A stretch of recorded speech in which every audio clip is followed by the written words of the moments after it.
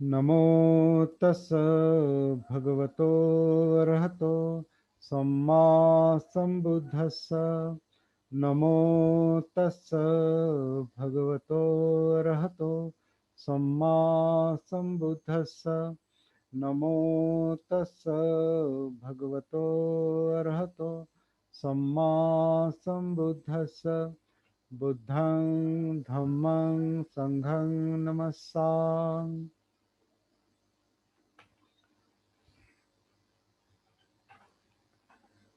तो थोड़ी देर के लिए अपने अपने वीडियो ऑन कर सकते हैं आप, अच्छा लगेगा। आ, आज हम नया विषय शुरू करने जा रहे हैं, हमारे लिए नया है और एक प्रगत विषय है। ये एडवांस विषय है, प्रतीत्य समुत्पाद। और प्रतीत्य समुत्पाद के बारे में बहुत कुछ कहा जा सकता है। बुद्ध ने स्वयं ये कहा है, यो पटिच्च समुत्पादं पश्यति सो धम्मं पश्यति, यो धम्मं पश्यति सो मं पश्यति।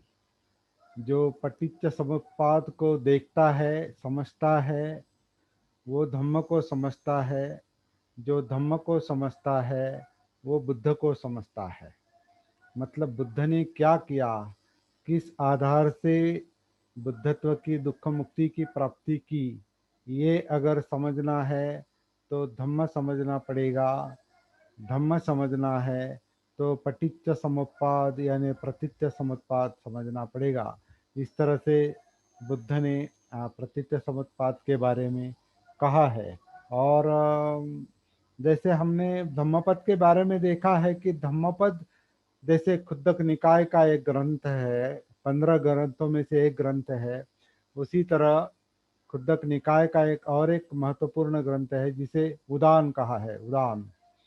और उदान में पहला ही संदर्भ आता है प्रतीत्य समुत्पाद का। पटिच्च समुत्पाद का संदर्भ पहले ही आता है उदान में।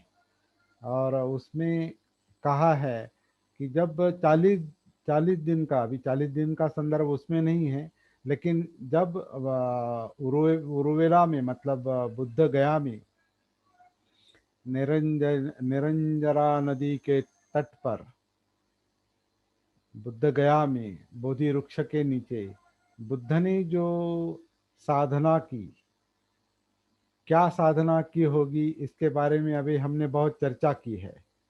उन्होंने उद्धक रामपुत्र आदि लोगों से जो ध्यान साधनाएं सीखी, उसमें असफल होने के बाद उनको धन्यवाद देकर उन्होंने ध्यान साधना का त्याग किया है। उसके बाद उन्होंने तपश्चर्या की। तपश्चर्या के बाद भी उन्हें जब उसमें असफलता प्राप्त हुई, इतनी असफलता प्राप्त हुई कि वो मूर्छित होकर गिर गए, चक्कर आकर गिर गए। फिर हम देखते हैं कि सुजाता ने उनको अन्नदान दिया। फिर अन्नदान लेने के बाद, अन्न ग्रहण करने के बाद, खाने के बाद जब वो होश में आ गए तो उन्हें, उनके मन में जो सवाल निर्माण हुआ कि राजपुत्र था तब भी दुख है, ये ध्यान साधनाएं और आत्मक्लेश की तपश्चर्याएं की फिर भी दुख है, तो फिर दुख मुक्ति कहाँ है। तो उस क्षण से, उसी क्षण उनको जो उनकी बचपन की घटना याद आ गई। जो पेड़ के नीचे बैठकर उनको जो कुछ महसूस हुआ जब वो छोटे बच्चे थे और बालक थे, और सिद्धार्थ गौतम हल चला रहे थे, क्योंकि वक्त पर मंगल उस त्योहार के उपलक्ष्य में वो राजा को हल चलाना होता था। तो उस वक्त की बारी सिद्धोधन की थी, उनके पिताजी की। वो बड़े कड़े धूप में वो हल चला रहे हैं, और सिद्धार्थ गौतम, सिद्धार्थ बालक सिद्धार्थ पेड़ के नीचे बैठकर जो कुछ कर रहे थे वो क्या था वो पता नहीं। उस वक्त उनको भी वो शायद पता नहीं था क्या था वो।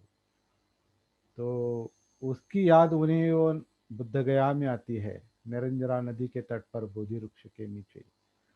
तो वो कहते हैं उस वक्त मुझे जो महसूस हुआ, कहीं वही तो आरंभ बिंदु नहीं है, स्टार्टिंग पॉइंट नहीं है।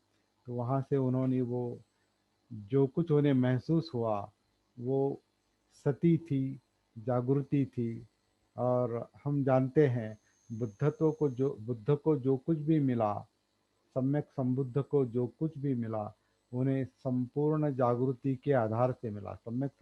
सम्मा संबुद्ध का मतलब ही संपूर्ण जागृत है, जागृति है। तो जागृति के आधार से उन्हें वो मिला, जो कुछ भी मिला, दुख मुक्ति का अनुभव, निब्बाण का अनुभव। वो अनुभव क्या था हम बता नहीं सकते जब तक हम स्वयं प्रयास नहीं करते और कुछ अंतर चलकर नहीं जाते। तब तक हमें भी उसका एहसास नहीं होने वाला, अनुभव नहीं होने वाला, अनुभूति नहीं होने वाली कि बुद्ध ने क्या प्राप्त किया था। दुख मुक्ति मतलब क्या अवस्था है। तो जब तक हम अपने अपने जीवन में दुख का अंत नहीं करेंगे, तब तक बुद्ध ने क्या किया ये पूरी तरह से समझ में नहीं आएगा। जितना अंतर हम स्वयं चलेंगे, जितना अंतर हम स्वयं चलेंगे, उतना ही हमको पता चलेगा कि बुद्ध ने क्या किया है। जितना अंतर हम चलेंगे उतना ही हमको पता चलेगा। जैसे कि अभी वो अंतर श्रोतापन्न, सकृतागामी, अनागामी उस तरीके से नापा जाता है, ये हमने देखा है। तो जब तक अगर कोई श्रोतापन्न बनता है तो वो जानेगा कि बुद्ध मुक्ति के स्रोत में उतर गए, जीवन के स्रोत में उतर गए, प्रवाह में उतर गए, मतलब क्या हुआ होगा।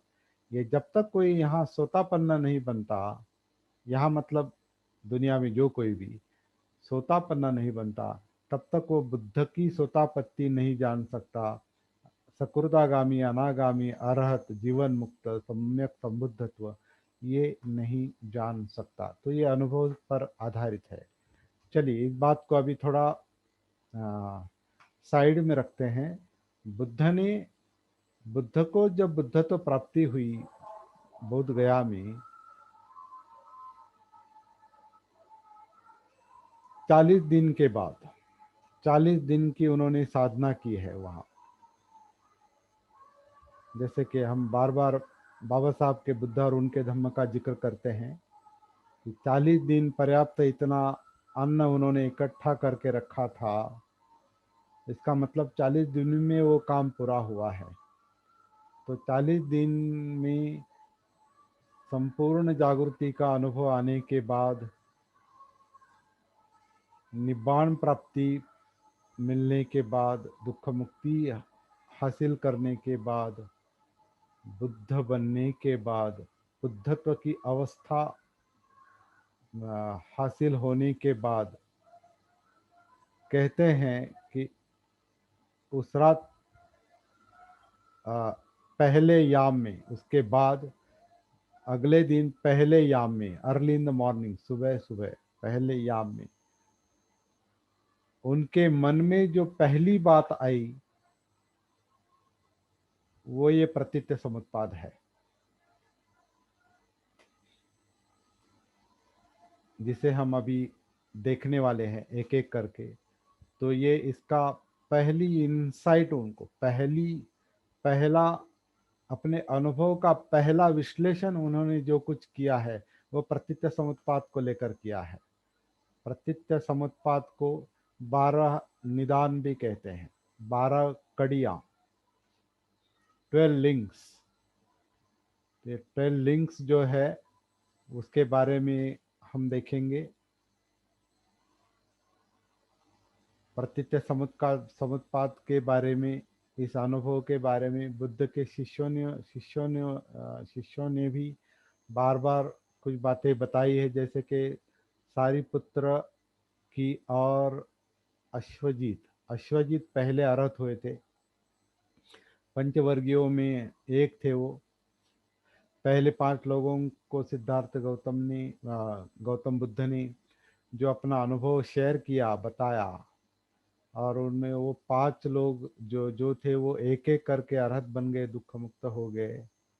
उनमें से जो एक अश्वजीत थे, वो अश्वजीत की और सारिपुत्र की बाद में मुलाकात होती है।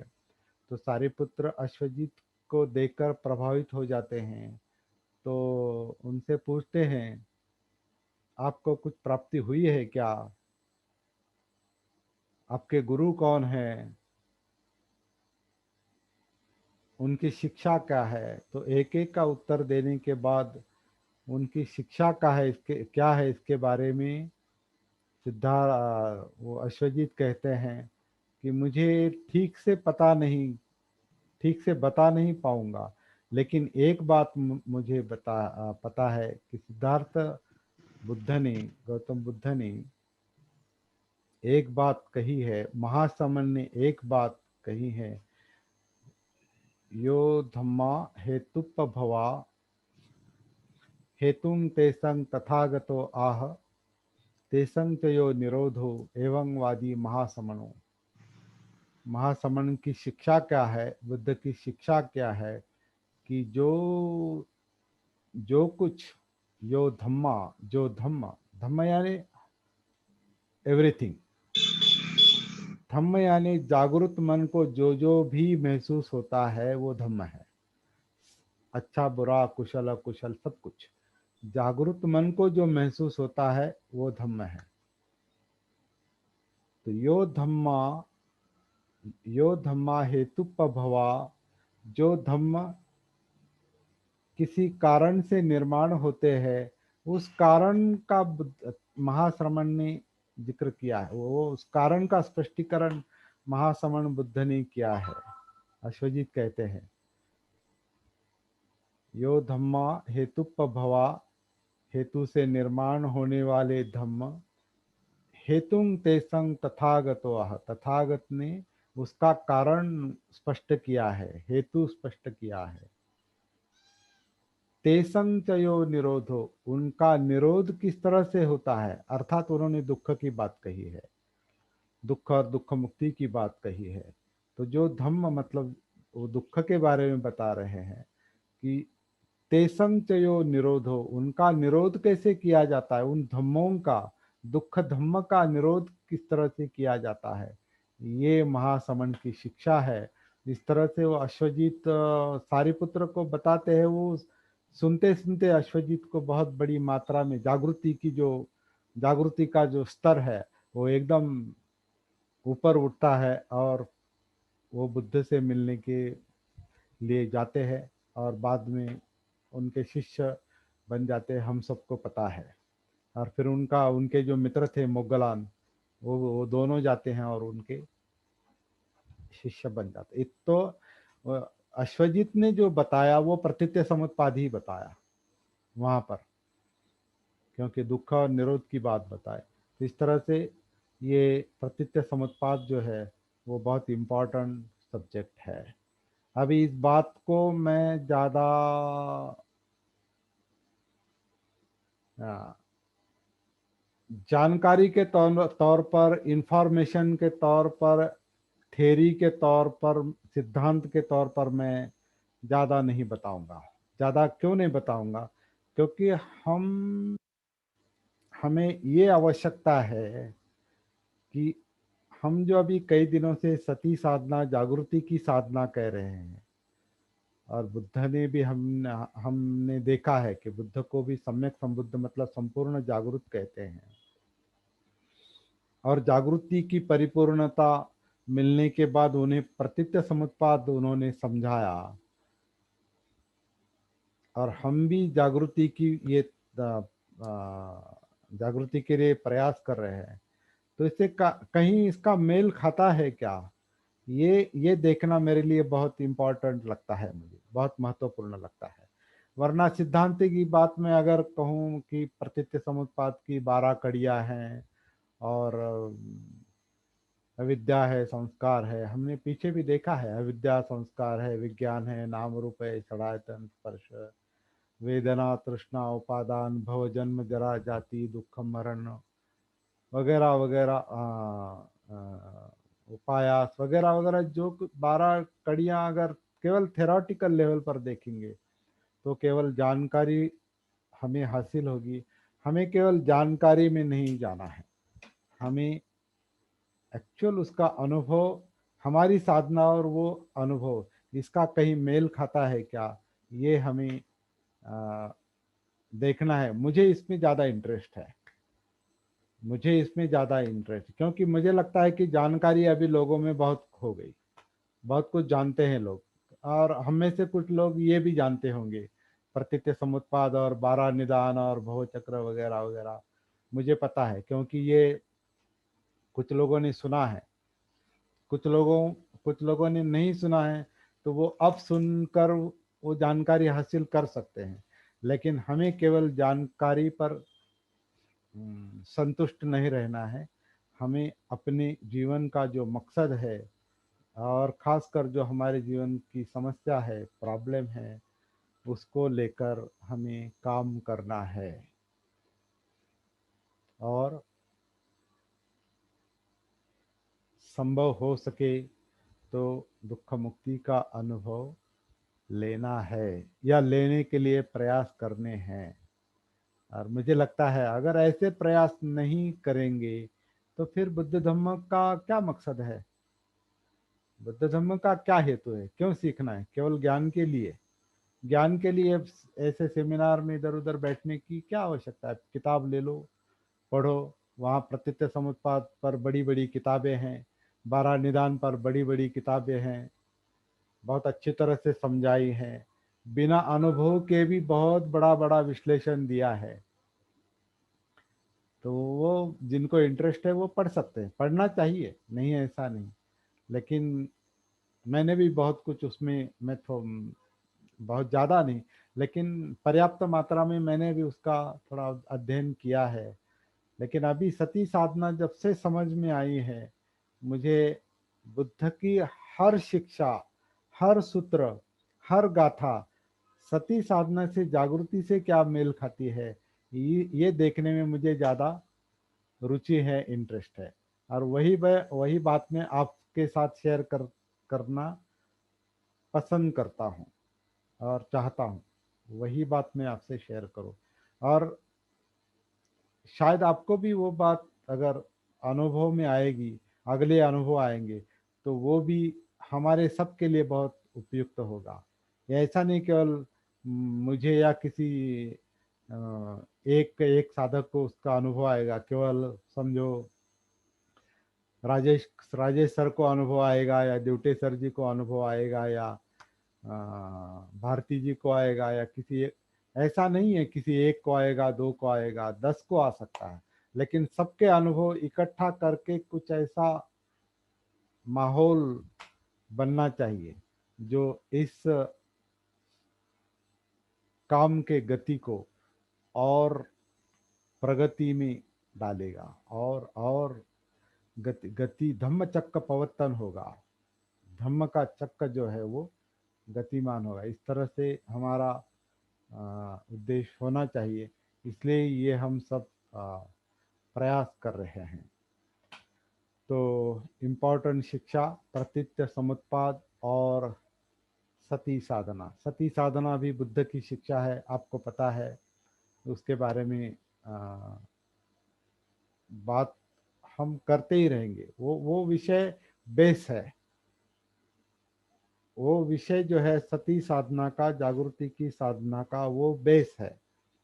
उस बेस को लेकर हम धम्म की किसी भी शिक्षा पर विचार करेंगे, चिंतन करेंगे, करते रहेंगे, बहुत कुछ मिलेगा। बेस जो है सती है, मतलब हमारी जागृति है, जागृति की साधना है। जागृति की साधना जितनी जितनी गहराई में जाएगी, उतना उतनी बुद्ध की कोई भी शिक्षा, बुद्ध की कोई भी गाथा, कोई भी तत्व जो है वो उसी उसी नींव के आधार से, उसी बेस के आधार से, उसी सती के आधार से अच्छी तरह से महसूस होगा, उसका महत्व समझ में आएगा। अगर सती नहीं है, जागृति की साधना नहीं है, जागृति का बेस तैयार नहीं है, तो ये प्रतीत्य समुत्पाद भी आपके समझ में नहीं आएगा, ऐसा मैं पहले ही बता देता हूँ आपको। ये अभी स्टडी करने के बाद, अभ्यास करने के बाद, जिन लोगों ने अभी तक सती साधना की ठीक से शुरुआत नहीं की है, उन्हें वो करनी पड़ेगी, वो स्वयं तय करेंगे, ऐसा मुझे यकीन है। तो हम अभी शुरू करते हैं।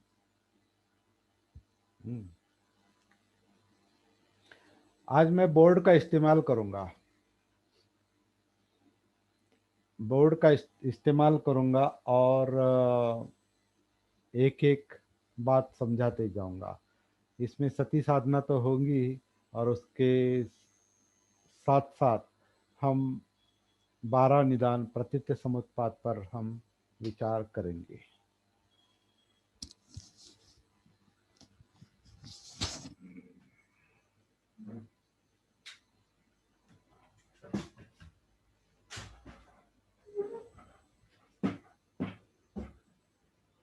तो आपको दिखाई देता है क्या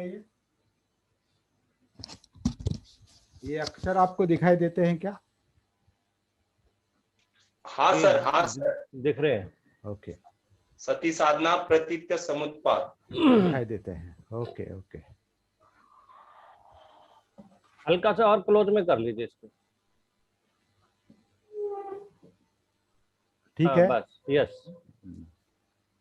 अब मुझे ये बताइए, ये ठीक दिखाई दे रहा है? ये बिल्कुल। एक मिनट। हाँ हाँ, अब ठीक और अच्छा दिखाई दे रहा है ये? हाँ सर। Okay okay okay. हाँ, अभी मुझे इस्तेमाल करने के लिए इतनी ही जगह है, मैं उसको थोड़ा सा बढ़ाऊंगा।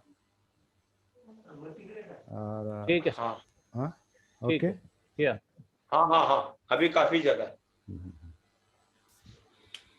तो मैं आपको याद दिलाता हूँ L1 की। L1 यानी लेवल 1, सती साधना की जो लेवल 1 है, वो लेवल 1 जो है आनापान सती है। आनापान सती की लेवल है ये। और आनापान सती की लेवल जब हम कहते हैं, तो जिन लोगों ने 35 दिन के 40 दिन के जो शिविर अटेंड किए हैं, मतलब ये सती साधना के सेशन अटेंड किए हैं, और L1 L2 L3 के जो मराठी हिंदी के सेशन अटेंड किए हैं, उनके वो समझ में आएगा। जिनको अभी समझ में नहीं आएगा वो बाद में उस पर अभ्यास करेंगे, बाद में उसको देखेंगे। लेकिन यहाँ मुझे लगता है कोई भी ऐसा नहीं है जिनको ये पता नहीं है, कम से कम इसकी जानकारी नहीं है, क्योंकि आनापान सती सुत्त की जो किताबें हैं वो कई सारे लोगों को हमने दी है। कुछ लोग यहाँ सेशन में उपस्थित नहीं रहे, लेकिन उन्होंने वो किताब पढ़ी है। उसमें ये आनापान सती का जिक्र आता है, आनापान सती सुत्त। ये लेवल 1 2 3 का संदर्भ ही आनापान सती सुत्त है। ये सुत्त का जो नाम है, उस सुत्त में ये आनापान सती ये पहली लेवल है। दूसरी लेवल जो है वो L2 की जो है वो क्या है, बताइए क्या है? सती सती पट्ठान। पट्ठान। 4 सती पट्ठान है: कायानुसती, वेदना, चित्त और धम्म। धम्म। ये चार सती पट्ठान है। मतलब आनापान सती इस तरह से करनी है, इस तरह से इसका अभ्यास और प्रैक्टिस करनी है जो हमें काया से जोड़ देगी, काया में उतारेगी। इस तरह से आनापान सती हमने देखने की कोशिश की है। कुछ लोगों को अगर ये आनापान जो है नैसर्गिक आनापान अभी महसूस नहीं हुआ होगा, तो वो उसके लिए पहले प्रयास करेंगे कि सांस नैसर्गिक रूप से काया किस तरह से लेती है। इसलिए मैं तो ये भी नहीं कहता सर, हूँ कि काया आनापान सती का अभ्यास करना चाहिए। काया आन करती है नैसर्गिक रूप से, हम नहीं लेते, हम नहीं छोड़ते। काया नैसर्गिक रूप से आन करती है, काया नैसर्गिक रूप से अपान करती है। काया आन काया अपान, इसकी सती, इसका भान, ये पहला इम्पोर्टेंट महत्वपूर्ण काम है। और काया किस तरह से आन और अपान करती है वो भी हमने देखा है। पेट के अंदर, नाभि के पीछे जो डायफ्राम है, उसका जो आकुंचन प्रसरण होता है,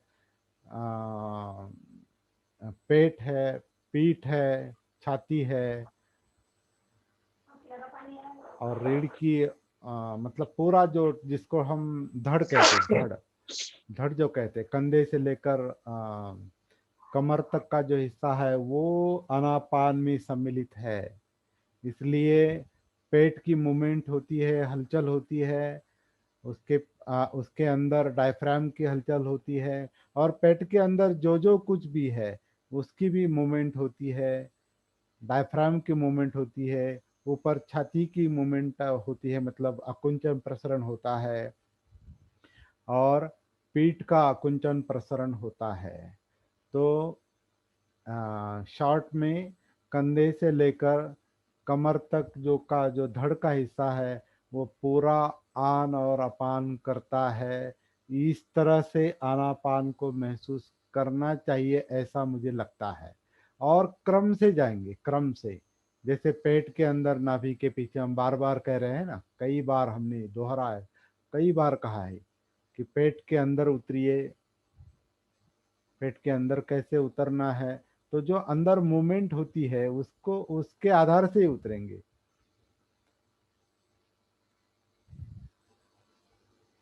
आनापान के आधार से काया में उतरने के बाद वेदनाएं महसूस होगी, क्योंकि काया जिंदा है। काया जिंदा है मतलब उसमें फीलिंग्स है, उसमें वेदनाएं हैं, उसमें कुछ महसूस होता है।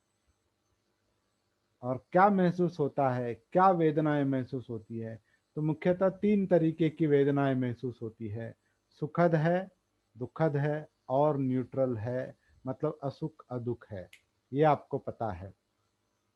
और उसमें से जो सुख दुख और सुख दुख विरहित जो वो वेदनाएं हैं, उसका कारण चित्त है।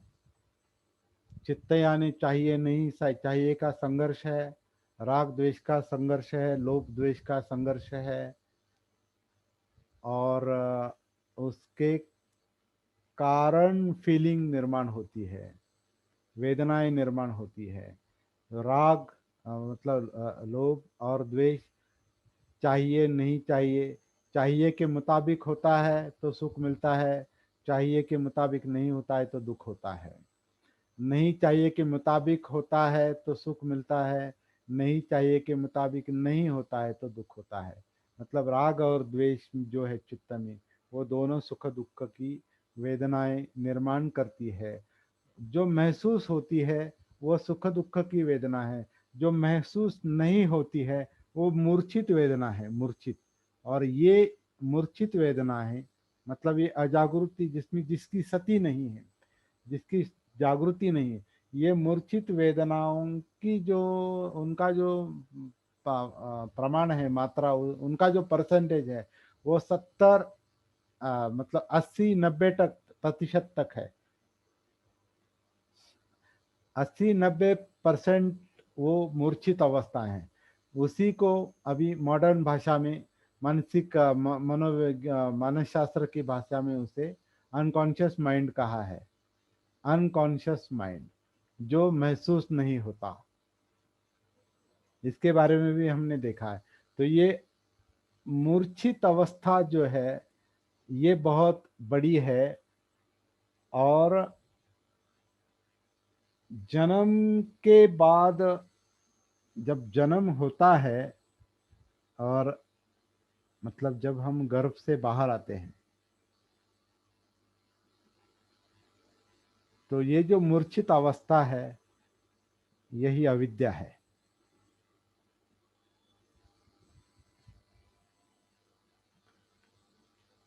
तो ये प्रतीत्य समुत्पाद की पहली कड़ी है ये। 12 निदान की पहली कड़ी है जो मूर्छित अवस्था है। और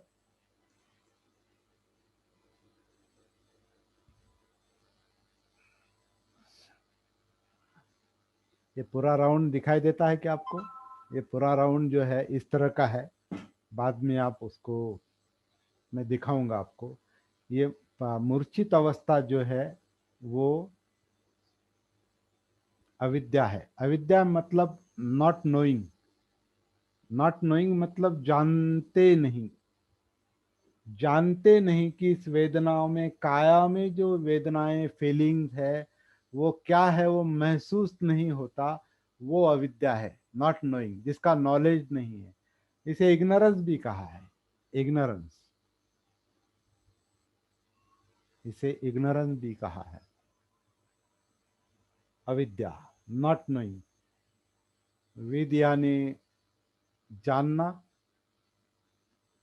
विद्या यानी जानकारी या नॉलेज, और अविद्या मीन्स नॉट नोइंग, न जानना, जिसका बोध नहीं। इसको अबोध अवस्था भी कह सकते हैं, अबोध अवस्था है। और बुद्धत्व की अवस्था बोध ही है, बोध है, और ये अबोध अवस्था है, अविद्या। तो ये सती का अभाव भी है। सती साधना के मुताबिक ये सती का अभाव है, जागृति का अभाव है, इसलिए जानते नहीं, अविद्या। तो ये बहुत बड़ी हमारे हमारे जीवन का एक बहुत बड़ा हिस्सा है ये, कि हमारी काया हम जानते नहीं। आप ये भी महसूस करते होंगे कि हम अनापान भी पूरी तरह से नहीं जानते। अविद्या में, अविद्या अनापान में भी अविद्या है। अनापान भी पूरा पूरा पूरा आन और अपान की जो प्रक्रिया जो है, जो शरीर लेता है, शरीर छोड़ता है, ये हम पूरी तरह से नहीं जानते। थोड़ी थोड़ी जानने लगे हैं। सती थोड़ी थोड़ी बढ़ रही है, मतलब थोड़ा थोड़ा अनापान बढ़ रहा है। तो ये अविद्या जो है वो अनापान से भी शुरू होती है। काया में भी अविद्या है, वेदना में भी अविद्या है, चित्त में भी अविद्या है, धम्म में भी अविद्या है। क्योंकि हर तरफ, हर हर जगह पर सती का अभाव है, सती का अभाव है। इस तरह से ये अविद्या है। और एक बात मैं आपको यहाँ पर बता देता हूँ। इस वेदना में हम जो महसूस करते हैं, वो एक वेदना जो है वो दुख है। सब लोग देख रहे हैं इसे? हेलो, हाँ सर, दिखाई दे। सबको बोर्ड दिखाई देता है ना? हाँ हाँ हाँ। हाँ, आपके चेहरे मुझे दिखाई देने चाहिए, ताकि मुझे ये पता चले कि आप रिस्पांस दे रहे हैं। तो इसमें जो मूर्छित अवस्था है वो सबसे बड़ी है, मतलब अविद्या सबसे बड़ी है। और इसमें जो दुख वेदनाएं जो महसूस होती है, उसमें जो दुख वेदना है, वो दुख वेदना इसकी छठी कड़ी है। पहली अविद्या है, और छठी कड़ी में आपको तुरंत बता देता हूँ। वो दुख, वो वेदना जो है, खासकर दुख वेदना है। तो छठी कड़ी जो है वो वेदना है। हाँ, तो अभी यहाँ से हम अपना जो 12 निदान का जो चक्र है वो पहले पूरा करने की कोशिश करेंगे। सर पहले थोड़ा सा 12 बोर्ड निदान में पीछे आपको, कर लीजिए, थोड़ा सा और हाँ क्लियर होगा। थोड़ा बोर्ड पीछे की तरफ कर लीजिए, हाँ तो और थोड़ा अच्छा, इस साइड में। हाँ बस अब ठीक है, अब ज्यादा। हाँ ठीक है। इसको थोड़ा इसके नीचे कुछ रखना पड़ेगा, नहीं? नहीं अभी कोई बात नहीं, अभी तो चल जाएगा। हाँ अच्छा, ओके, चलेगा हाँ। चलेगा। अभी बस सीधा कर दीजिए, थोड़ा सा लाइट पड़ रही है आपके बोर्ड पर। हाँ बस ठीक है, ठीक ठीक, थैंक यू। हाँ बस बढ़िया। तो नीचे नीचे वेदना है, ये आप देखेंगे पहले। तो अविद्या, नॉट नोइंग, न जानना, अबोध अवस्था, इग्नोरेंस, ये मूर्छित अवस्था है। और ये हमारे जन्म के साथ ही आती है। जैसे कि बच्चा कुछ जानता नहीं, आपको पता है जब बच्चा जब जन्म लेता है, वो जब जन्म लेता है तो क्या लेकर आता है? अविद्या के कारण, मतलब मूर्छित अवस्था में ही उसके संस्कार जो होते हैं, अविद्या से संस्कार, और संस्कार संस्कार से 6 विज्ञान। तो पहले मैं आपको केवल ये शब्द बताता हूँ, इसका स्पष्टीकरण बाद में करेंगे। तो अविद्या से संस्कार, संस्कार से विज्ञान, और विज्ञान से नाम रूप यानी बॉडी माइंड, नाम रूप, ये माइंड एंड बॉडी, काया और चित्त मन, अविद्या संस्कार विज्ञान नाम रूप। और इसके बाद जब बच्चा आंखें खोलता है, जब बच्चा आंखें खोलता है, सुनाई देता है, सूंघने लगता है, चखने लगता है, वगैरह वगैरह जो है, तो वो षडायतन काम करने लगते हैं। 6 द्वार खुल जाते हैं, षडायतन।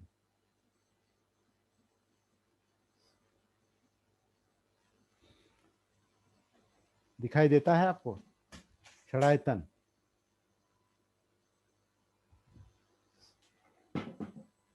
आपको एक एक एक एक एक पॉइंट आपको बताना भूल गया।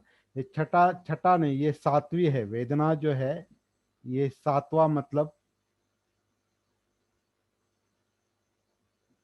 7वीं कड़ी है ये।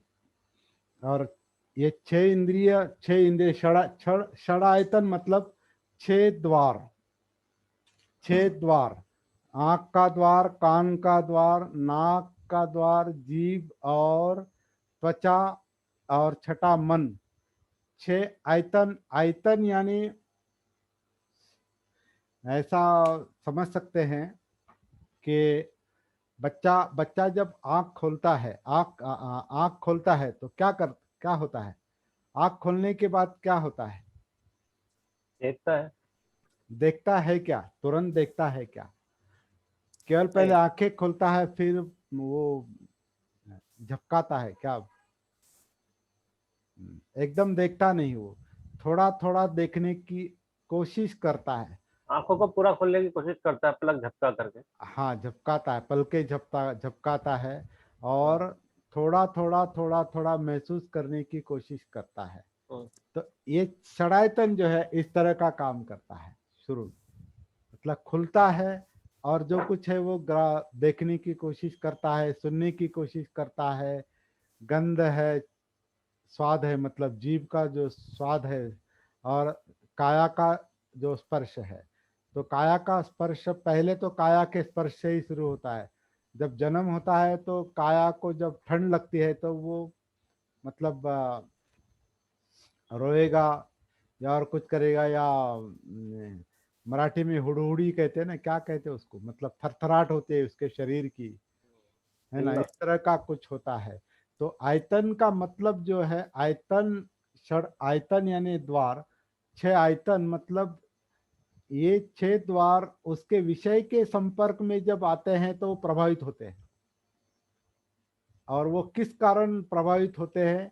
उस आयतन का एक एक आयतन का मतलब काया, सॉरी, आंख, कान, नाक, जीभ और त्वचा और मन, इसके एक एक आयतन का जब बाहर के विषय से स्पर्श होता है, बाहर के विषय से जो स्पर्श होता है,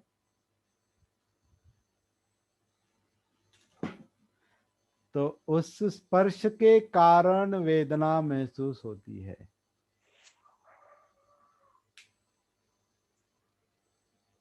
समझ समझ रहे हैं आप?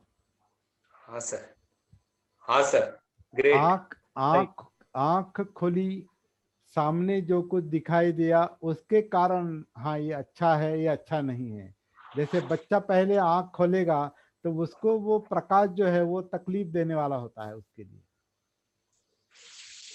तो उसको इसलिए वो पलके झपकाता है। पलके क्यों झपकाता है? कि वो जो पहला प्रकाश है वो उसे सहा नहीं जाता, एकदम एकदम वो उसको परसीव नहीं करता, एकदम उसको वो ग्रहण नहीं कर सकता। उसी तरह अगर एकदम जोर से आवाज हो गई तो वो क्या कहते हैं मराठी में, बिचक, घबराता है, घबराहट, डरता है, बिचकणे म्हणतो, हाँ, आ, डचकने। हाँ दचकनी। भारती जी क्या कहेंगे? पहली बार बच्चे को अगर एकदम एकदम ताली बजाएंगे उसके कान के, तो क्या करेगा वो? जो ये होता है ना, एकदम डिस्टर्ब होता है, उसे क्या कहते हैं?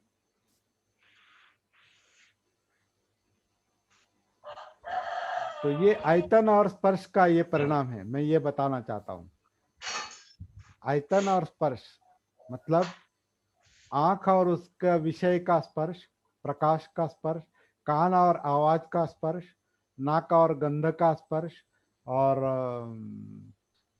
जीभ और उसके किसी विषय के साथ मतलब उसको चखना, स्वाद कहते हैं हिंदी में, स्वाद। और काया और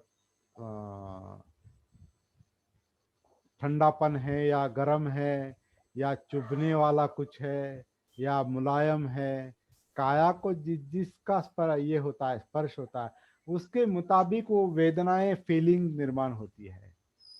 वेदनाएं वेदनाएं कब निर्माण होती है? ये वेदनाएं षडायतन का उसके उसके विषय के साथ, आँख, कान, नाक, जीभ, त्वचा और मन। तो मन तो यहाँ फिलहाल नहीं देखेंगे, वो आप समझ सकते हैं। लेकिन आँख, कान, नाक, जीभ, त्वचा, इनका उनके विषय के साथ जब स्पर्श होता है तो स्पर्श के कारण वो वेदनाएं होती है, सुखद हो, दुखद हो, या कुछ समझ में नहीं आती है, वही मूर्छित वेदनाएं है, वो अविद्या है।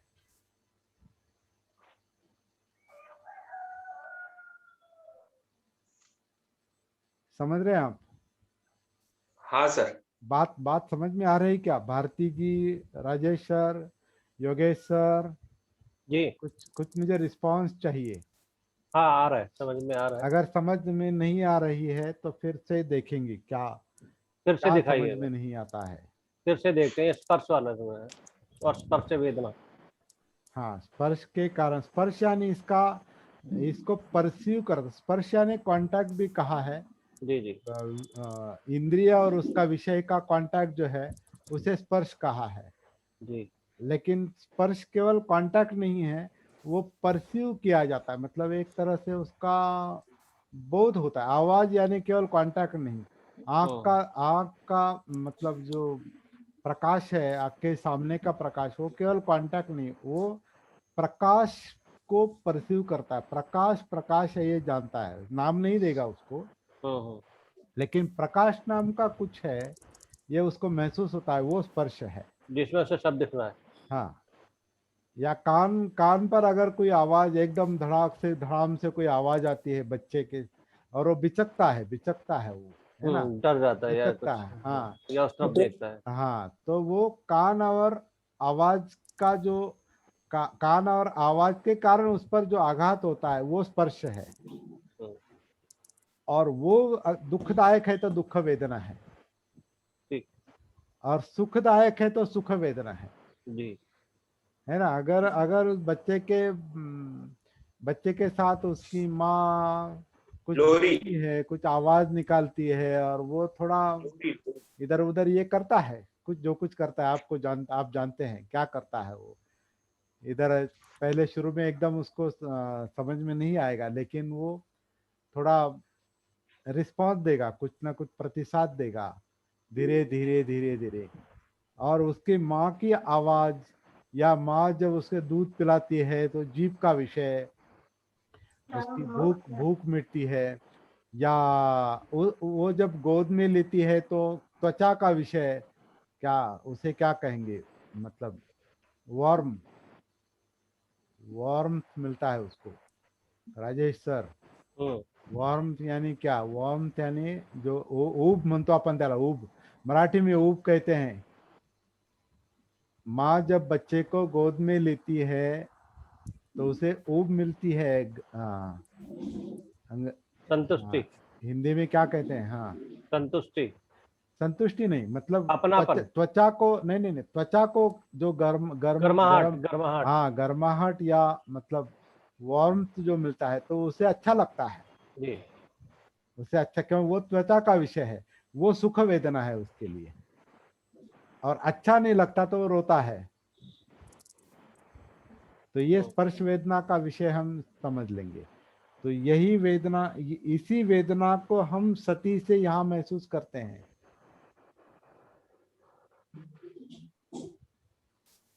इस बात को अभी हम समझ, तो ये 6 कड़ियां हैं। वेदना, वेदना के बाद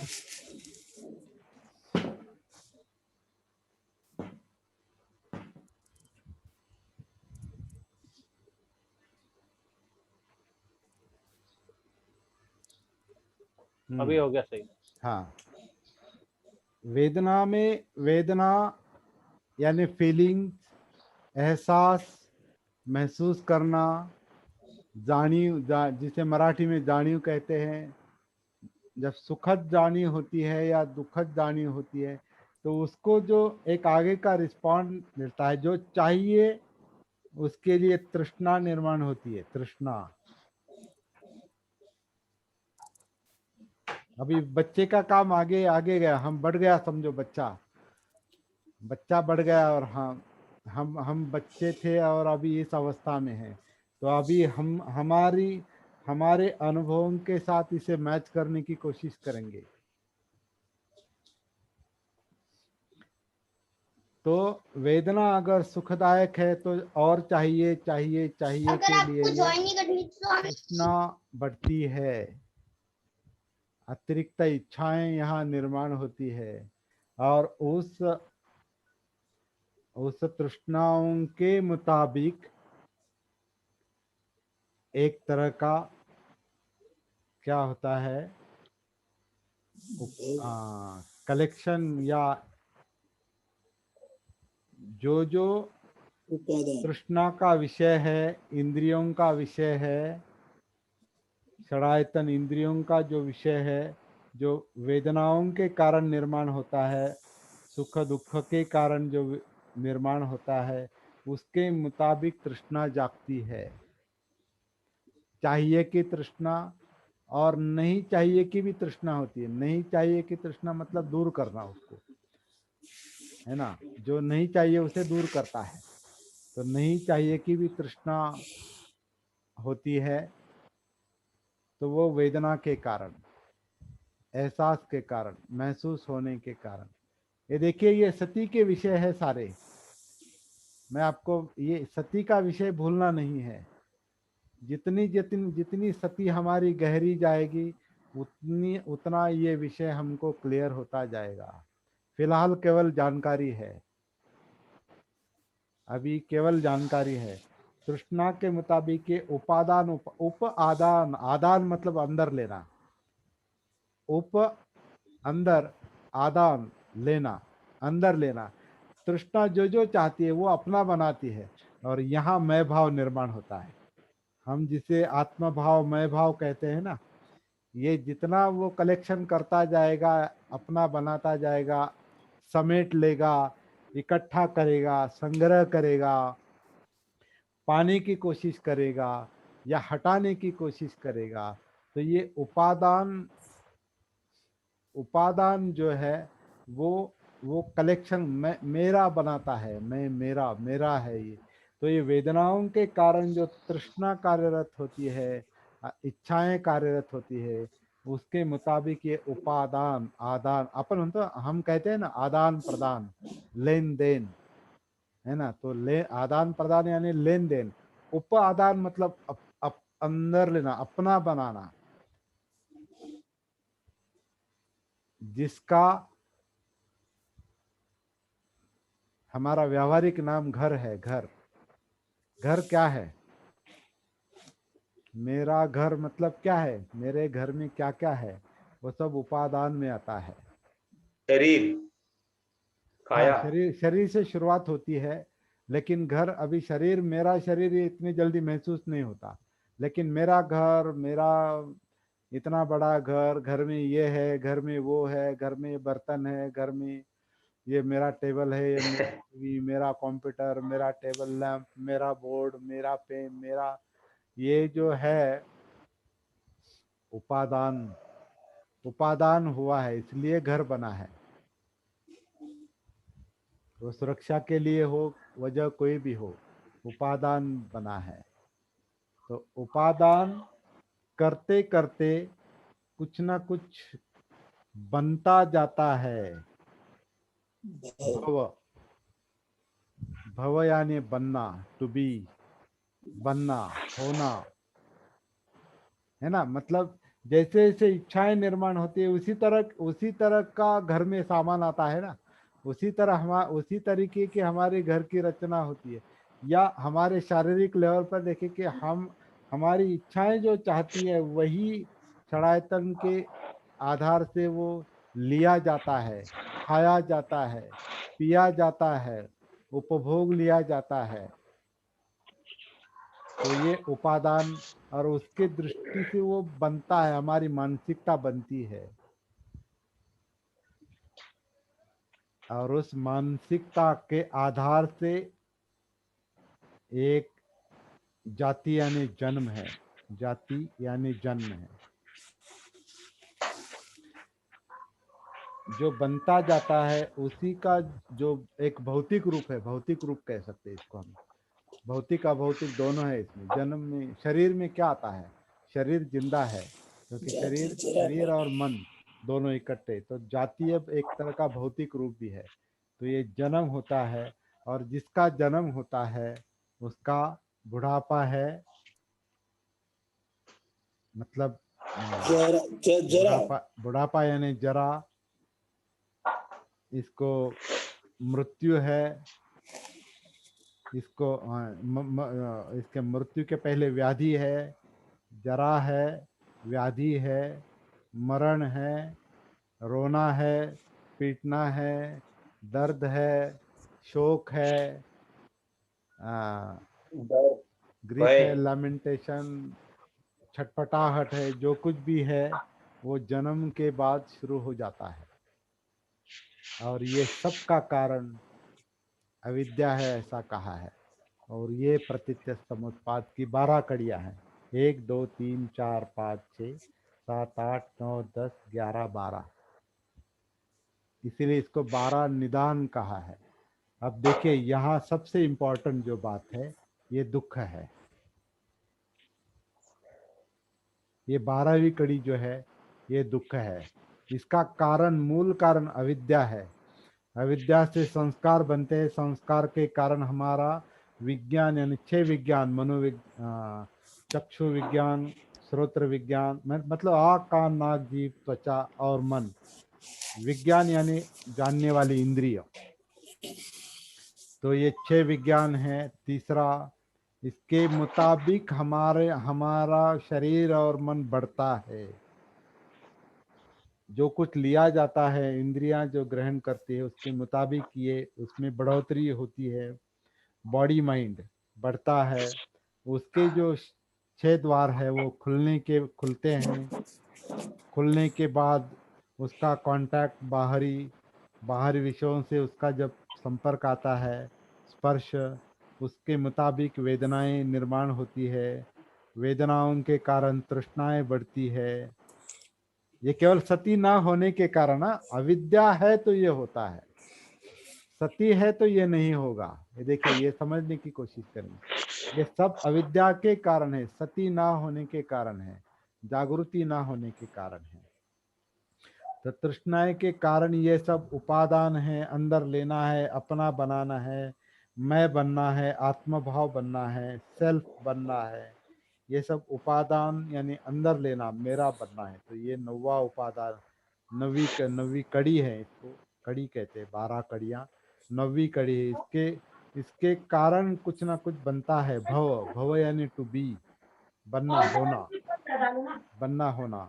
जिनके घर में आवाज है वो माइक बंद रखेंगे। हाँ, तो भव है कुछ ना कुछ बनता है और उसके मुताबिक एक जिसे जन्म कहते हैं, जन्म यानी धारण होना, एक तरह का भौतिक और मानसिक और कायिक अस्तित्व है। एक तरह का जाति मतलब दृश्य रूप, बाहर जन्म, जन्म होना। जन्म आप जानते हैं, जन्म होता है मतलब क्या, कोई बात अस्तित्व में आती है, कोई बात अस्तित्व में आती है, वो जन्म है। और जिसका जन्म है उसको उसका उसका उसका बूढ़ा होना, उसकी उम्र बढ़ना मतलब बूढ़ा होना, उसमें कुछ न कुछ दुख के अनुभव आना जीवन में। ये जीवन जीवन जीवन की प्रक्रिया है। ये जन्म, जरा, व्याधि, मरण, ये जीवन की प्रक्रिया है। जन्म के बाद मृत्यु तक दुख जो है वो चलता है। इसका कारण जो है वो अविद्या है।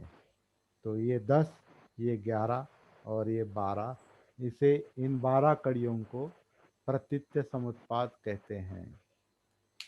12 कड़ियाँ। तो इसको मैं हटा देता हूँ सर अभी। हाँ, इसके बारे में कोई प्रश्न है तो। सर एक बार हम इसका फोटो लेंगे, हाँ बाद में आप हटाओ। हाँ, ओके। सब दिखाई दे रहा है, पूरा पूरा बोर्ड दिखाई दे रहा है? सर अभी दिखाई दे रहा है? हाँ, जरा एक स्क्रीनशॉट लेते हैं सर। हाँ, ले लो। तो YouTube पे तो रहेगा सर ये? YouTube पर भी आएगा, ये पूरा रिकॉर्डिंग हो रहा है। जी जी, हाँ सर, ठीक है। ठीक है सर। ये सर। तो इस बोर्ड को मैं नीचे रखता हूँ अभी। हाँ, हाँ सर।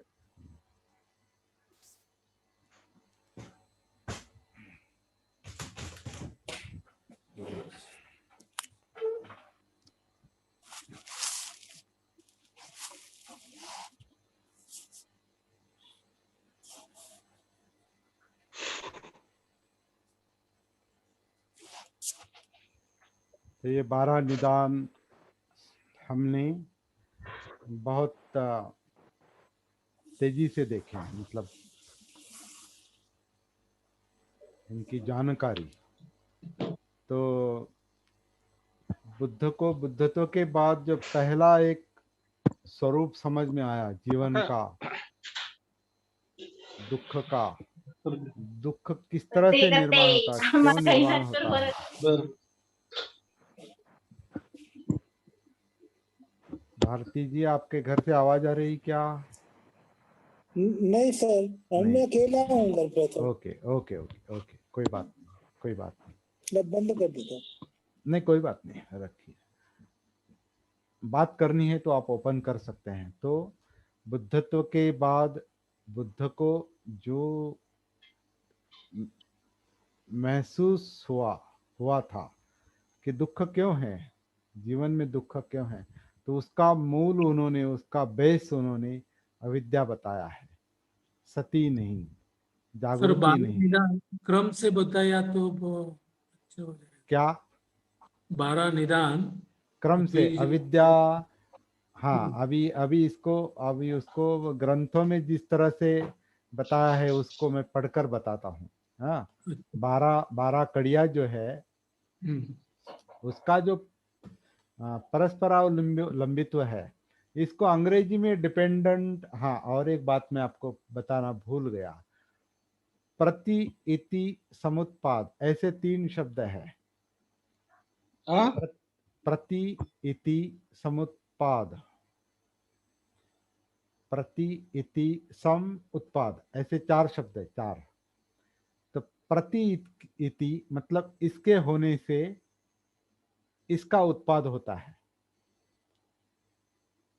इसके होने से इसका उत्पाद होता है, ऐसा इसका सिंपल अर्थ, सरल अर्थ है।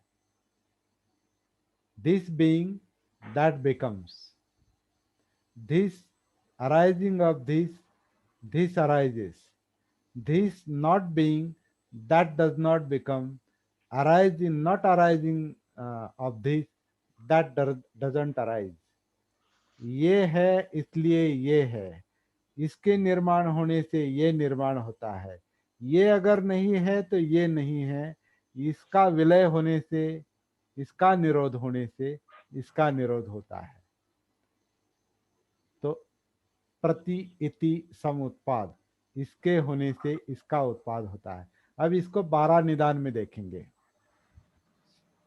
12 निदान में किस तरह से कहा है, अविद्या पच्चया संखारा। अब ये प्रत्यय जो है प्रतीत्या मतलब होना, इसका होना। अविद्या पच्चया संखारा, अविद्या के कारण संस्कार है, अविद्या में संस्कार है, अविद्या होने के कारण संस्कार है। इसका मतलब, और अविद्या मतलब इग्नोरेंस है, अविद्या मतलब नॉट नोइंग है, अविद्या मतलब सतिहीन अवस्था है, जिसमें भान नहीं, जागृति नहीं, मन जागृत नहीं। जो जागृत नहीं उसमें संस्कार होते हैं। अविद्या है इसलिए मन अविद्या में है, चित्त अविद्या में है, उसे अपना बोध नहीं, तब वो संस्कारित होता है। इसका विरुद्ध अर्थ ये है कि जब सती है तो अविद्या कम होने लगती है।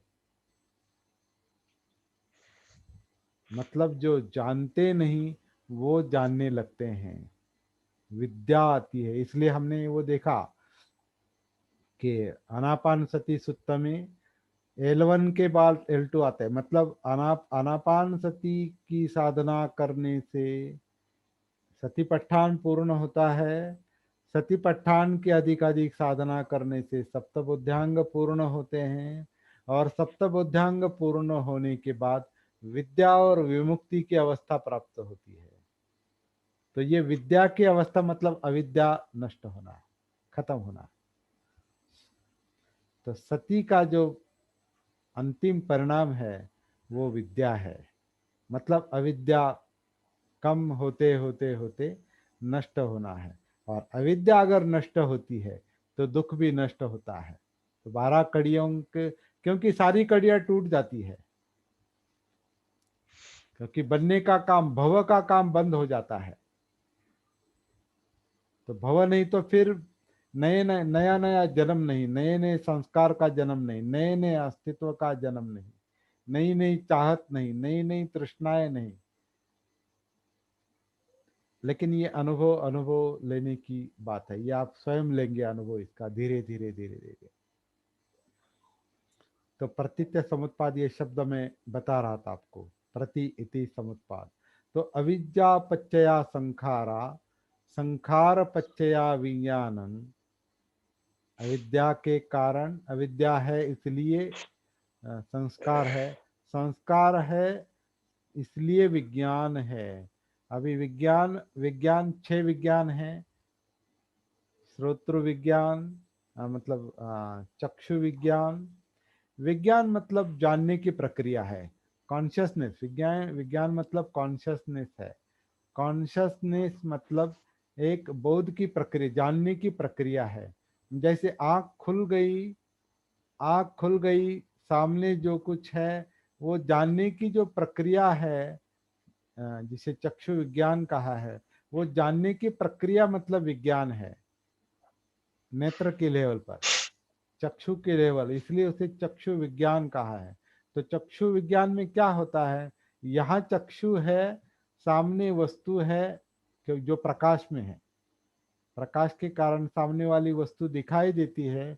अब वो आँख और वो वस्तु के बीच में जो चल रहा है, क्योंकि ये जिंदा है ना, जिंदा है, आँख जिंदा है, शरीर का हिस्सा जिंदा है, तो वो वस्तु को परसीव करने, महसूस करने की जो कोशिश करता है, वो जो प्रक्रिया है उसे चक्षु विज्ञान कहा है। कान और ध्वनि, आवाज, शब्द, उसको जो पहचानने की ये कोशिश करता है वो मन करता है। लेकिन पहले ये पूरा होना चाहिए, कान पर ध्वनि आना चाहिए। ध्वनि किसका है ये मन बाद में उसको इंटरप्रेट करेगा, देखेगा, महसूस करने की कोशिश, नाम देने की कोशिश बाद में होगी। नाम देने की कोशिश बाद में होगी, इसलिए बाद में नाम रूप आता है। विज्ञान के बाद वो नाम रूप जो आता है वो बाद में आता है। पहले विज्ञान काम करेगा, मतलब श्रोत्र विज्ञान, चक्षु विज्ञान, श्रोत्र विज्ञान, घ्राण विज्ञान, घ्राण यानी नाक और उसका गंध, जीभ और उसका स्पर्श, जिह्वा विज्ञान, श्रोत्र विज्ञान, चक्षु विज्ञान, श्रोत्र विज्ञान, घ्राण विज्ञान, जिह्वा विज्ञान और काया विज्ञान। पूरी काया जो है वो इंद्रिय की तरह काम करती है, क्योंकि जहां भी स्पर्श होता है वहां कुछ ना कुछ महसूस होता है। वो चुभने वाला हो या हॉट हो, गर्म हो या ठंडा हो या मुलायम हो, जो भी हो। अभी आप बैठे बैठे आप ये महसूस कर सकते, जैसे अभी राजेश जी ने ऐसा हाथ किया है, तो अभी हाथ को क्या महसूस होता है? शरीर को, शरीर की जो पोजीशन है, तो वो क्या महसूस कर रही है? क्या क्या मन महसूस कर रहा है उसको?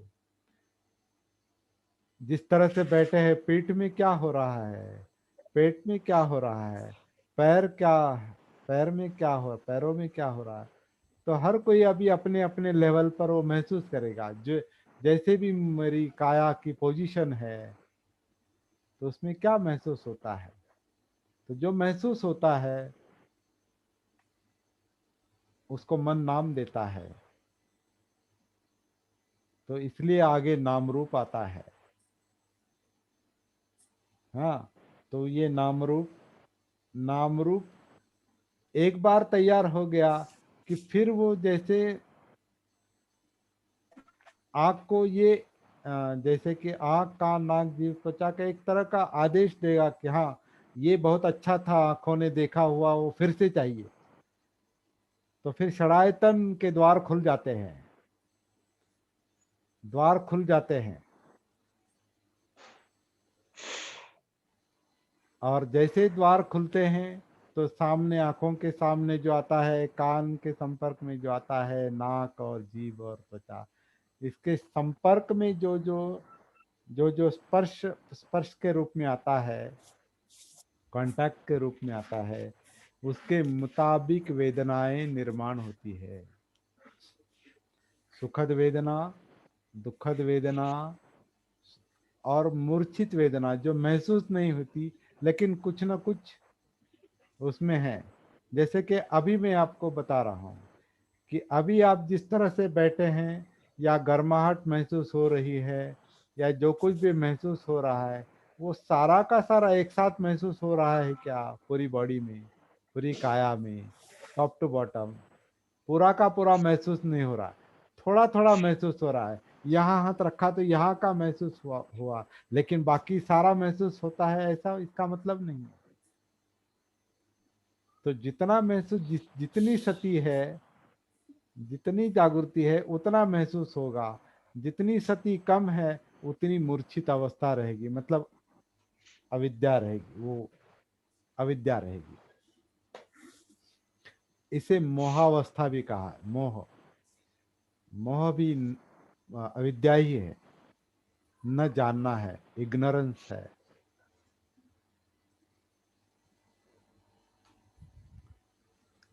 तो जितना महसूस होता है वेदना, तृष्णा, सुखदायक, दुखदायक, उसके मुताबिक चाहिए, नहीं चाहिए, चाहिए तो चित्त यहाँ काम करता है। देखिए, चित्त यहाँ काम करता है, ये चित्त है। जब वेदनाएं सुखदायक है और चाहिए चाहिए चाहिए चाहिए, जो दुखदायक है नहीं चाहिए, नहीं चाहिए, इसको हटाओ, इसको कम करो, इसका ये मुझे नहीं चाहिए, यहाँ नहीं चाहिए, ये मनुष्य यहाँ नहीं चाहिए, इसमें ऐसा नहीं बोलना चाहिए, हाँ आप बोलो, आप अच्छा बोलते हैं, आपने बोलना चाहिए, इसने नहीं बोलना चाहिए, ऐसा करना चाहिए, वैसा नहीं करना चाहिए। नहीं चाहिए का जो द्वंद्व है, संघर्ष है, वो तृष्णा का परिणाम है। और जो चाहिए उसके मुताबिक उपादान होता है, आदान होता है, अंदर लेता है। ये अच्छा है, ये चाहिए, ऐसा ही चाहिए, यही चाहिए, इसके संपर्क में मेरा मैं चाहिए। और यहाँ उपादान में ये मैं भाव है, आत्म भाव है, यहाँ मैं बनता है। लेकिन मोहावस्था के कारण, सती ना होने के कारण ये ठीक से महसूस नहीं होता।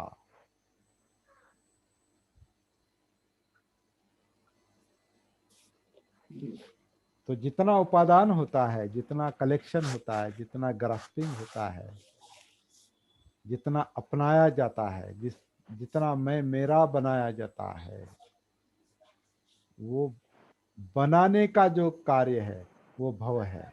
बनने का जो काम है भव, बीइंग, बनने का जो काम है बिकमिंग का, होने का। देखिए एक ये लाइव प्रोसेस है, ये गति है, इसलिए हम इसे गति कहते हैं। मैंने इसे गति शब्द इस्तेमाल किया है। जीवन गति है, आनापान गति है, काया गति है, वेदना गति है, चित्त गति है, मनोधम्म विचार प्रक्रिया गति, सारी गतियां हैं। ये कॉन्शियसनेस जो है वो कोई स्थितिशील बात नहीं, स्थिर बात नहीं, वो गति है। और गति में अनित्यता भी है। वो बहुत बहुत एक तरह का बहुत तेजी से चल रहा काम है। मतलब जिसके बारे में हम अभी बात कर रहे हैं, वो जैसे हम चलती हुई गाड़ी का विश्लेषण कर रहे हैं। चलती हुई गाड़ी का विश्लेषण, खड़ी गाड़ी का विश्लेषण नहीं कर रहे हैं हम चलती हुई गाड़ी का विश्लेषण कर रहे हैं। जिंदा जीवन का विश्लेषण कर रहे हैं, जिंदा शरीर का विश्लेषण कर रहे हैं, जिंदा मन का विश्लेषण कर रहे हैं, चित्त का विश्लेषण कर रहे हैं, विचार प्रक्रिया का विश्लेषण कर रहे हैं, वेदनाओं का विश्लेषण कर रहे हैं। और ये सारी बातें जो है वो स्थितिशील नहीं, वो गतिशील है।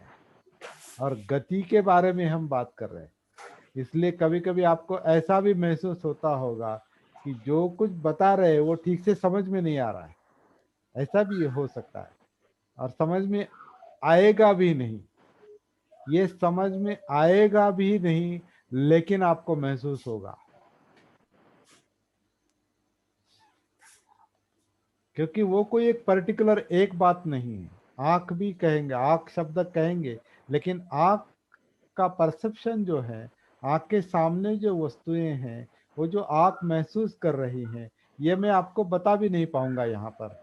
और आप जो देख रहे हैं वो भी मुझे किसी को बता नहीं पाएंगे, क्योंकि वो तेज गति से चलने वाली क्रियाएं हैं। इसलिए उसको विज्ञान कहा है। विज्ञान एक गति है तो भव है, लेकिन जो जो उसके कारण संस्कार बनते हैं, उसके कारण एक तरह की एक स्थितिशील अवस्था आती है, जिसे हम शरीर कहते हैं, स्थितिशील शरीर। वो जन्म के वो उसमें कुछ भौतिक तत्व ऐड हो जाते हैं। भौतिक तत्व यानी पृथ्वी, आप, तेज, वायु। इन भौतिक तत्वों के कारण उसमें एक स्थितिशीलता आती है।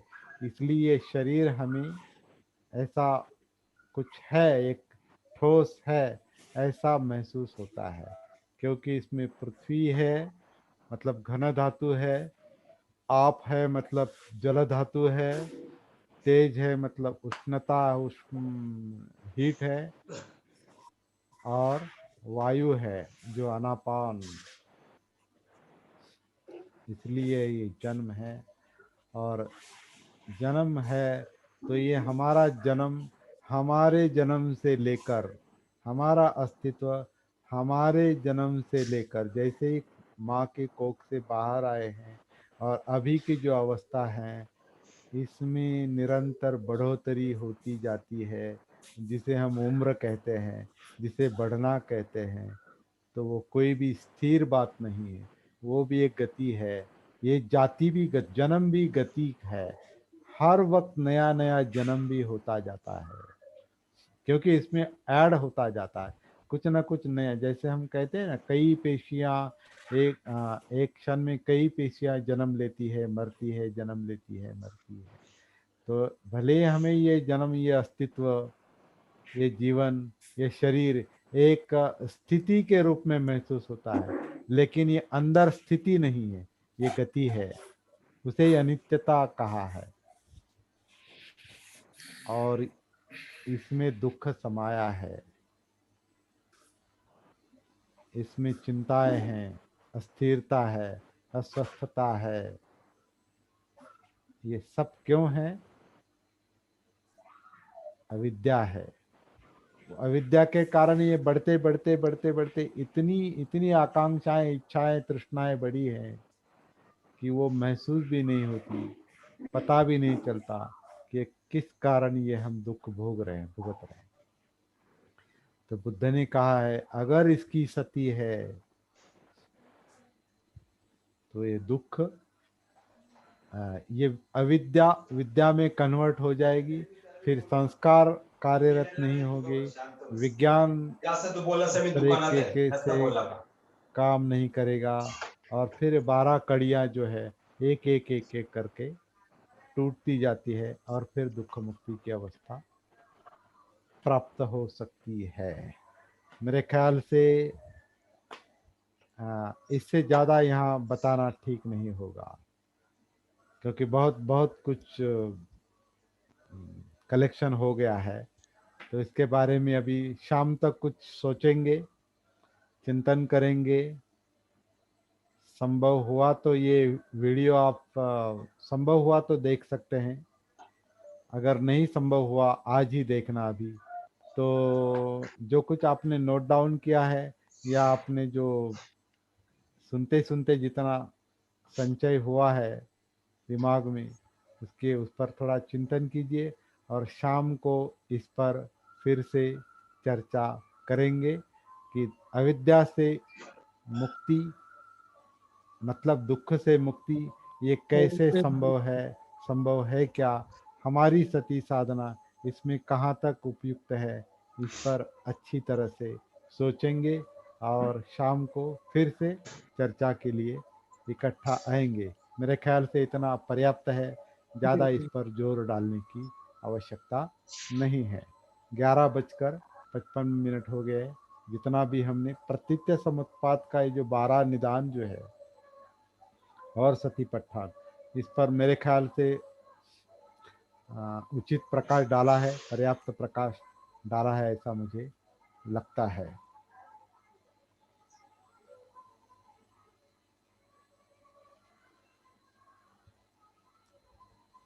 अभी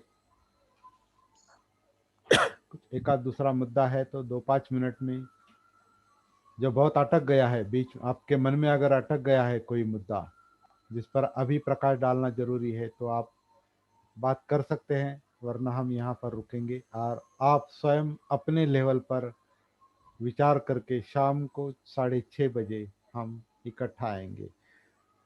ठीक है। बारिश की वजह से, हाँ बोलिए सर, बोलिए भारती जी। जी सर, तीसरी कड़ी में विज्ञान आया और चौथे में नाम रूप के साथ में भी विज्ञान है, तो वो भी सनातन है, इधर भी सनातन है, तो विज्ञान दोनों है। देखिए, ऐसा है कि बीज है, बीज अभी ये पौधा है, ये पौधा बहुत छोटा था तब लाए थे हम बोधि वृक्ष का, छोटा था बहुत, और किसी ने वो अंकुर लगाया है या बीज बोया है और वो पौधा यहाँ लगाया है। तो पहले दिन बहुत छोटा था, अभी ये बढ़ गया है। तो छोटा पौधा कहाँ गया?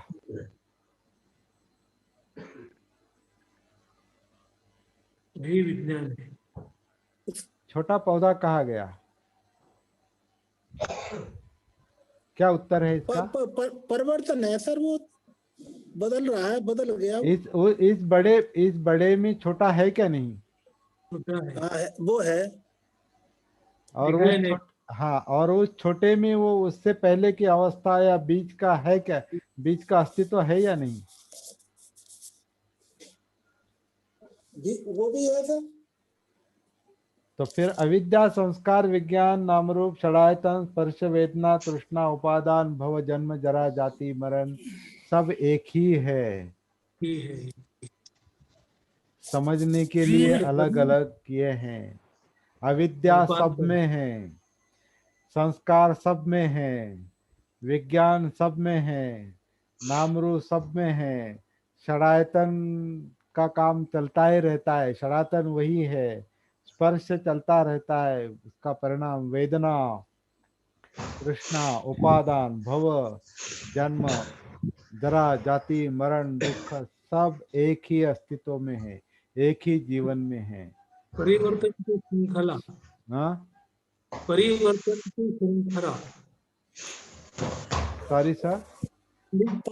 परिवर्तन की श्रृंखला। हाँ, परिवर्तन में वो मूल रूप में नहीं है, हाँ, लेकिन उसका परिवर्तन परिवर्तित रूप है, परिवर्तित रूप। मतलब हम में बचपना भी है। हमें बचपना है, हमने बचपन की यादें हैं, मतलब बचपना है। जी जी बिल्कुल है बचपना। जितना अविद्या के पहले का, अविद्या के बाद का बचपना है हम। अविद्या के बाद, जब तक अविद्या थी, बहुत मतलब 95-98% जब तक अविद्या थी, जैसे कि हमें अपना जन्म याद नहीं, तो अविद्या है। 100% अविद्या है, क्योंकि कुछ भी याद नहीं, मुझे नहीं पता मेरा जन्म कैसे हुआ, और जन्म के बाद की भी कुछ महीने, कुछ साल याद नहीं मुझे। तो वो सब अविद्या, 99 या 100% अविद्या कह सकते हैं। और जैसे जैसे समझ आने लगती है, तो अविद्या, अनकॉन्शियसनेस का परसेंटेज कम होता है और कॉन्शियसनेस का परसेंटेज बढ़ता है। यहाँ सती काम करती है। सती का अभ्यास जितना अधिक से अधिक करेंगे, अनकॉन्शियस की लेवल कम होती जाएगी, अविद्या कम होती जाएगी, विद्या बढ़ती जाएगी, मतलब बोध बढ़ता जाएगा, और इन सारे कड़ियों पर उसका असर होगा। तो शाम को इस पर और अधिक बात करते हैं, यहाँ पर हम रुकते हैं। सब ने बहुत अच्छी तरह से ग्रहणशीलता से सुना। हाँ, बहुत बहुत धन्यवाद सर। साधुवाद सर। हाँ, साधुवाद। बहुत बहुत धन्यवाद आप सबका भी। यहाँ पर रुकते हैं, 6:30 बजे समय पर आएंगे तो अच्छा रहेगा। हाँ जी जी सर। 6:30 बजे के पहले 2 मैं मिनट थोड़ा पहले। लेट आऊंगा। हाँ, आप लेट आ सकते हैं, आपका दूसरा काम है। जिनको काम है वो अपना काम निपटाएंगे, वो भी करेंगे काम। ठीक है, बहुत बहुत ठीक है धन्यवाद। सर, जय भीम। मिलेंगे ओके सर। सर। जय भीम।